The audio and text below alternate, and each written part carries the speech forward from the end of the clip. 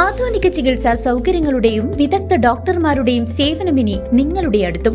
വിശ്വസ്തതയുടെ പര്യായമായ Chelakkara Jeevodaya mission ആശുപത്രിയിൽ 7ലധികം ഡിപ്പാർട്ട്മെന്റുകൾ പ്രവർത്തിക്കുന്നു.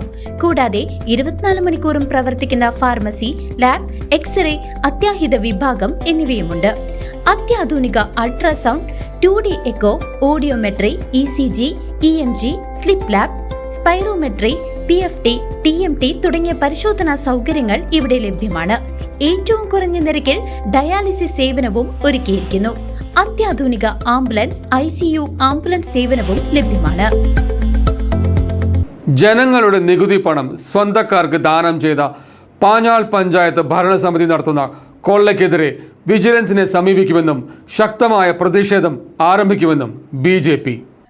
പാഞ്ഞാൾ ഗ്രാമപഞ്ചായത്തിലെ വനിതാ വിപണന കേന്ദ്രവുമായി ബന്ധപ്പെട്ട് CCV നൽകിയ വാർത്തയ്ക്ക് പിന്നാലെ രൂക്ഷമായ പ്രതികരണവുമായി BJP പാഞ്ഞാൾ പഞ്ചായത്ത് കമ്മിറ്റി രംഗത്ത്. പഞ്ചായത്തിന്റെ തനത് വരുമാനം വർദ്ധിപ്പിക്കാൻ നടപടി സ്വീകരിക്കുന്നതിന് പകരം സ്വന്തം പാർട്ടിക്കാർക്ക് പഞ്ചായത്തിന്റെ പൊതുമുതൽ സൗജന്യമായി വാടകയ്ക്ക് നൽകുന്ന ഭരണസമിതിയുടെ നടപടി തീവെട്ടിക്കൊള്ളയാണെന്ന് BJP ആരോപിച്ചു. LDF അല്ലാതെ മറ്റാരുണ്ട് എന്ന LDFന്റെ മുദ്രാവാക്യം ഇപ്പോൾ ഇവിടെ വളരെ അത് പ്രസക്തമാണ്.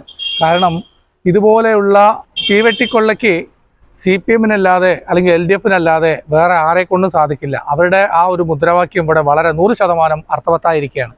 അപ്പോൾ നമ്മുടെ ഈ തൊട്ട് പുറകിൽ കാണുന്ന ഈ ബിൽഡിങ് 20 വർഷം മുമ്പ് ജില്ലാ പഞ്ചായത്ത് 20 ലക്ഷം രൂപയോളം ചെലവഴിച്ച് നിർമ്മിച്ച പൊതുജനങ്ങൾക്ക് വാടകയ്ക്ക് ഏതെങ്കിലും പല വിപണന കേന്ദ്രങ്ങൾ എന്തെങ്കിലും ചെറുകിട കച്ചവടം നടത്തി ജീവിക്കാനായിട്ട് ജില്ലാ പഞ്ചായത്ത് നിർമ്മിച്ചു കൊടുത്തിട്ടുള്ള ഈ കെട്ടിടം LDF അവരുടെ സ്വന്തക്കാർക്കും അവരുടെ പാർട്ടി പ്രവർത്തകർക്കും വേണ്ടി കൈവിട്ട് കൊടുത്തിരിക്കുന്ന ഒരു അവസ്ഥയാണ് ഇവിടെ നിലവിലുള്ളത്.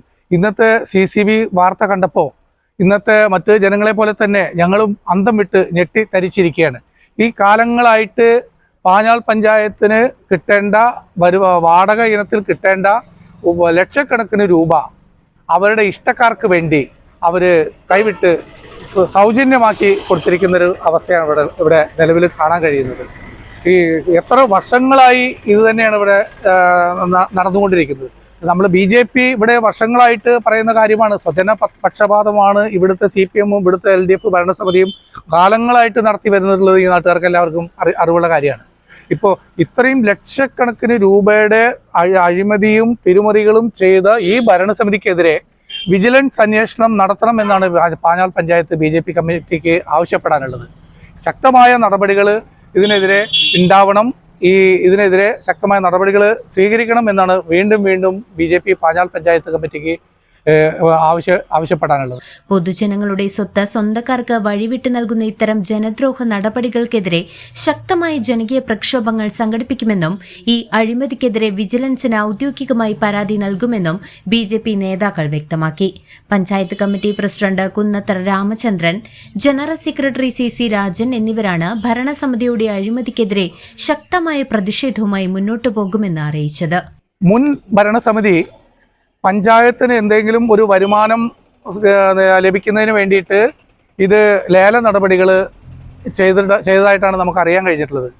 അതനുസരിച്ച് ചില വ്യക്തികൾക്ക് അവർക്ക് തൽപരരായിട്ടുള്ള ആളുകൾക്ക് വാടക ഇനത്തിൽ തന്നെ വാടക ലഭിക്കുന്നത് പ്രകാരമുള്ള ടെൻഡർ നടപടികൾ സ്വീകരിക്കുകയും ചെയ്തു.